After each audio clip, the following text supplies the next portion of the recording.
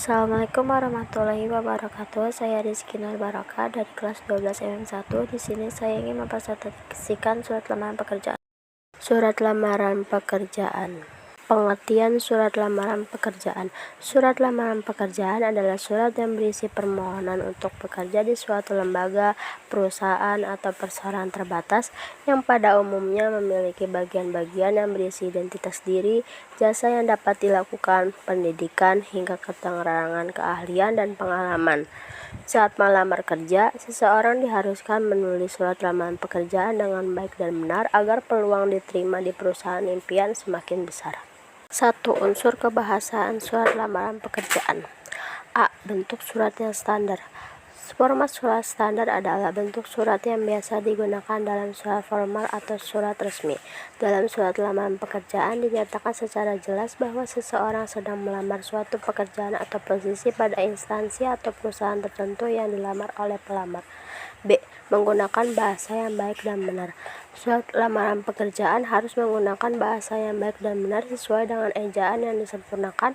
Dalam menulis surat lamaran pekerjaan harus menggunakan bahasa dan kata-kata yang tidak bertele-tele agar maksud yang ingin disampaikan jelas. Menggunakan kata-kata sopan. Kata-kata yang dipakai dalam surat lamaran kerja harus sopan, sederhana, dan ringkas.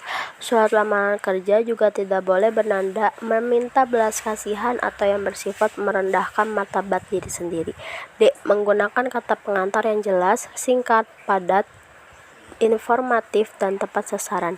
Isi surat lamaran pekerjaan harus menggambarkan informasi tentang pelamar dan kemampuan kerja pelamar, serta meyakinkan bahwa bidang atau posisi pekerjaan yang dilamar sesuai dengan kemampuan. E. Penyampaian maksud surat pada isi surat.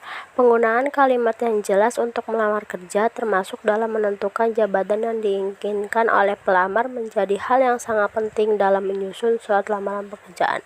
F. Menggunakan kalimat permohonan pada paragraf penutup. Kalimat penutup berisi harapan dan permohonan kepada pimpinan institusi yang dilamarnya agar bisa diterima.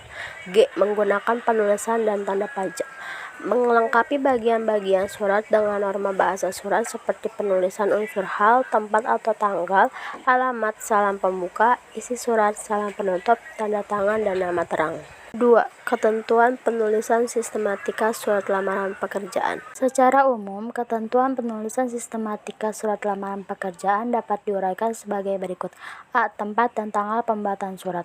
Tempat dan tanggal pembuatan surat ditempatkan di pojok kanan atas tanpa titik di akhir karena bukan merupakan kalimat.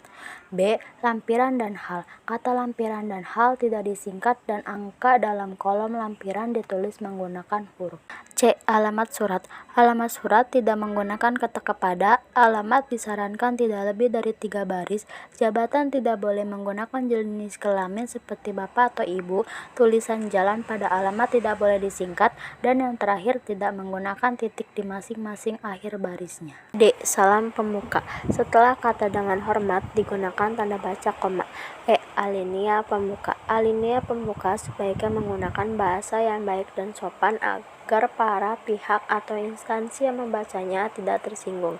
Di dalam alinea ini juga sudah harus muncul pernyataan umum yang menggambarkan diri pelamar atau tesis. F. Isi. Terdapat hal-hal sebagai berikut. A. Identitas. Isi identitas berisi keterangan berupa nama, tempat tanggal lahir, alamat, pendidikan terakhir, dan dapat ditambah lagi sesuai dengan keperluan. Di dalam menuliskan keterangan tersebut, huruf awal kata digunakan huruf kecil. Contohnya seperti nama, tempat tanggal lahir, pendidikan terakhir, alamat, itu semua awalannya menggunakan huruf kecil. F. Bagian B. Maksud dan tujuan. Merupakan maksud dan tujuan alasan pelamar melamar pekerjaan.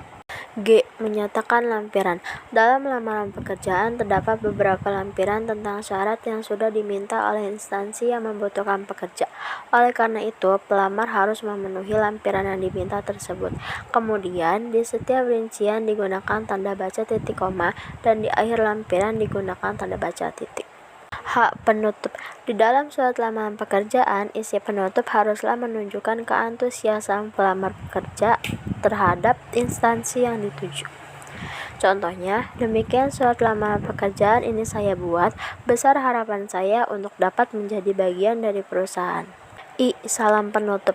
Jika di awal ada salam pembuka, tentulah di akhir ada salam penutup. Sebagai surat lamaran, salam penutup menjadi sangat penting. Salam penutup sebagai bentuk etika, sopan santun, dan penghormatan. J. Tanda tangan dan nama terang. Tanda tangan ini biasanya berada di pojok kanan bawah surat, lalu di bawahnya ditulis nama lengkap. Sekian yang dapat saya sampaikan, kurang lebihnya mohon maaf. Terima kasih. Wassalamualaikum warahmatullahi wabarakatuh.